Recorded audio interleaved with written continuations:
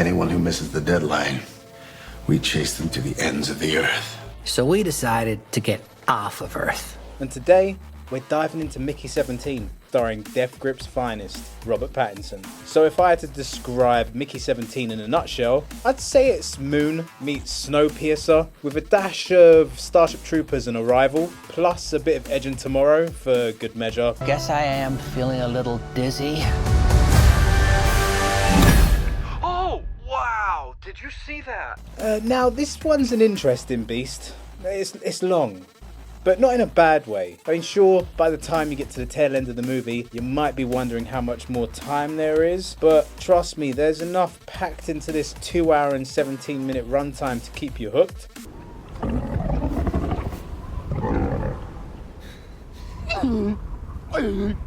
Mickey 17 is based on a novel, Mickey 7, by Edward Ashton. I mean, the book only came out in 2022. Film was commissioned like the next day or something. If you're unfamiliar with the plot, well, the story follows a disposable worker, a clone, played by Robert Pattinson, who's sent on a deep space colonization mission. But every time he does something which puts his life in jeopardy, he dies. A lot of people don't really understand the concept of dying each time. They're very, very curious and they'd love to know.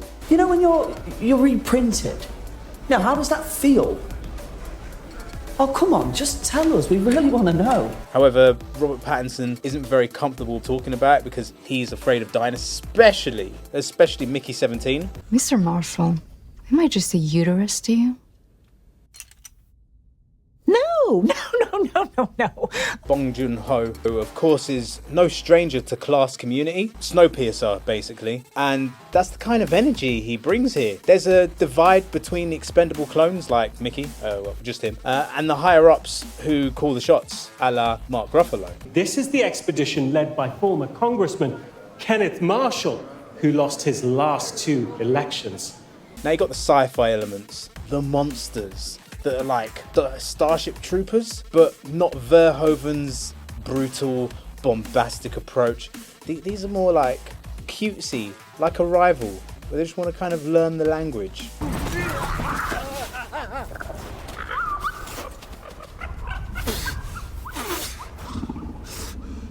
I like that approach. You go to an alien world and it's not full of things that want to eat you. Cool. But yeah, let's talk about Mark Ruffalo. Everyone's buzzing about his performance.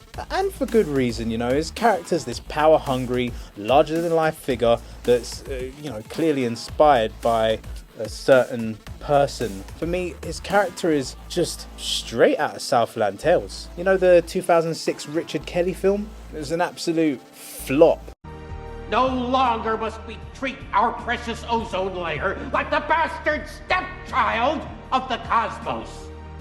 There were so many good ideas about this media-driven American dystopia, and that's what happens in this film. They're filming what's going on in space, showing it to the Earth. It's got that similar feel to it. Now with Mickey 17, Bong Joon-ho taps into the same satirical, over-the-top political absurdity that Southland Tales had. You know, give this film a second chance. I wouldn't trust him because he's been secretly funding the neo-Marxist movement. What? How dare you? But I've got to say, one of my favourite moments in Mickey 17 has to be the scene where the 2 women are fighting over Mickey. You can have 18, I'll take 17. What? One of them is a lesbian who still fancies Mickey because of his boyish kind of charm. I've seen you rubbing up on Mickey every chance you get, you face. In fact, we almost... Double dip! Shut up! Oh. And then you've got Naomi. You've got one that's meek and one that's like really confident. I mean, Naomi's like into both of them. Oh. Mickey is not some cookie you can split in half. 17 and 18 are both Mickey. Both my Mickey. But I've got to say, both of these women are fantastic in their roles. I really liked where the story went. We had strong female characters in this film. A few weak men. I mean, Mickey 18 was quite strong. Then you got some meek boys like Stephen Yeun, etc. Come on, dude, if I die, that's it for me. But you're expendable, they'll just print you right back out. I would recommend to Mickey 17. It's like Avatar, but just without the melodrama, and Robert Pattinson delivers another solid performance. Bong Joon-ho proves once again that he's one of the best directors working today, and the film has a perfect mix of action, satire, and originality.